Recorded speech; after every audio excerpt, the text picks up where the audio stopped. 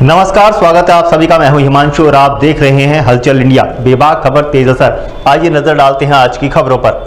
हिंद मजदूर किसान समिति के राष्ट्रीय अध्यक्ष व श्री परम धाम के संस्थापक चंद्रमोहन जी के जन्म दिवस को समिति के सहयोगियों द्वारा बड़ी हर्षोल्लास के साथ मनाया गया। इस अवसर पर चंद्रमोहन जी मुजफ्फरनगर के मंसूरपुर स्थित अभिनंदन फार्म हाउस में स्वयं मौजूद रहे। इस शुभ अवसर पर पूर्व केंद्रीय राज्य मंत्री डॉक्टर संजीव बालियान, जिनका संयोग से आज ही जन्म दिवस था, वे भी कार्यक्रम में सम्मिलित हुए। क्रांति गुरु चंद्रमोहन और पूर्व केंद्रीय राज्य मंत्री डॉक्टर संजीव बालियान का स्वागत हिंद मजदूर किसान समिति के राष्ट्रीय उपाध्यक्ष राजपाल और प्रदेश अध्यक्ष कुलदीप ने किया। आषाढ़ माह के कृष्ण पक्ष की इस पावन बेला पर क्रांति गुरु चंद्रमोहन जी और डॉक्टर संजीव बालियान ने 1008 पौधों का वितरण कर 1.25 लाख वृक्षारोपण अभियान का शुभारंभ किया। इस अवसर पर राष्ट्रीय अध्यक्ष चंद्रमोहन ने अपने संबोधन में कहा कि वृक्षारोपण का अर्थ होता है वृक्ष का रोपण करना, उन्हें पालना। वृक्ष हमें श्वास अर्थात ऑक्सीजन देते हैं। वृक्ष साक्षात शंकर हैं, अतः हमें वृक्षों का संरक्षण व पालन करना चाहिए। आज के दिन गुरु महाराज ने हमें जाति रहित एकजुटता का अभियान सौंपा था, आषाढ़ मास की कृष्ण पक्ष की त्रयोदशी के दिन।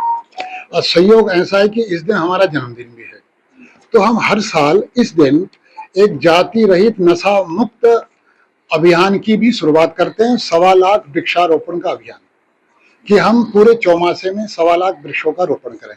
ये 25 साल से चल रहा है और नशा मुक्त और जाति रहित समाज के प्रति जागरूकता हम पैदा करते हैं।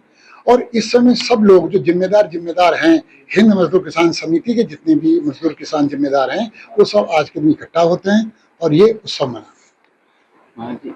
आज संजीव बालियान जी का भी जन्मदिन है, आप भी आपके साथ पहुंचे हैं। हाँ, ये बड़ा अच्छा संयोग रहा कि जो हमारे प्रिय हैं डॉक्टर संजीव बालियान जी, उनका भी जन्मदिन आज ही है। महाराज जी, ईरान इजराइल पर चल रही उसके बारे में क्या कहना चाहिए? ये एक राजनीतिक विश्व की कूटनीति चाल है ये पूरी तरह से। इजराइल वो देश है जिसमें यहूदी रहते हैं, उनकी जनसंख्या 1 करोड़ है। उन पे जितना अत्याचार हुआ है पश्चिम में, उतना अत्याचार किसी भी समुदाय पे नहीं हुआ जितना यहूदियों पे हुआ है। यहूदियों को पहले हिटलर ने कत्लेआम किया, उनका कम से कम लगभग सुना होगा 60 लाख। फिर जब उनको जमीन मिली, उसके बाद से जो अरब के क्षेत्र हैं उनके अधिकारों को दबाने का प्रयास करते हैं। लेकिन वे लोग जाति रहित एकजुट होकर और शिक्षा को मजबूती से पकड़कर वो इतनी ऊंचाइयों पर पहुंच गए हैं, उनका कोई नुकसान नहीं पहुंचा सकता, उनको कोई हरा नहीं सकता। और यही हम आशा करते हैं कि हिंदुस्तान में भी एक शिक्षा को मजबूती से पकड़ें, जाति रहित एकजुट हों, नशे से मुक्त हों। पर इतना ही, हम तो 100 करोड़ क्या 140 करोड़ हैं हम, वो तो केवल 1 करोड़ है। अमेरिका के बीच में एंट्री में किस तरीके से देखते हैं? अमेरिका उनकी मदद करने को मजबूर रहेगा, क्योंकि अमेरिका की पूरी अर्थव्यवस्था, पूरा वहां का कब्जा किनके हाथ में है? यहूदियों के हाथ में है।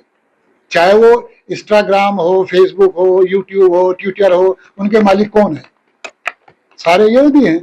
तो अमेरिका को अगर अपना देश चलाना है तो इजराइल का साथ उनको देना पड़ेगा। ईरान इजराइल की युद्ध में से अमेरिका की एंट्री में क्या ये विश्व को संकेत देता है?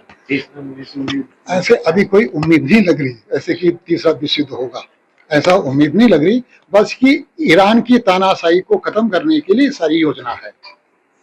महाराज जी 2025 को बीते हुए 6 महीने हुए हैं, उसे खूनी वर्ष साल बताया जाए, इसमें बड़े बड़े हादसे हो रहे हैं, प्लेन क्रैश हो रहे हैं। ऐसे 2012 को भी कहा था पृथ्वी पलटेगी, पलटी नहीं।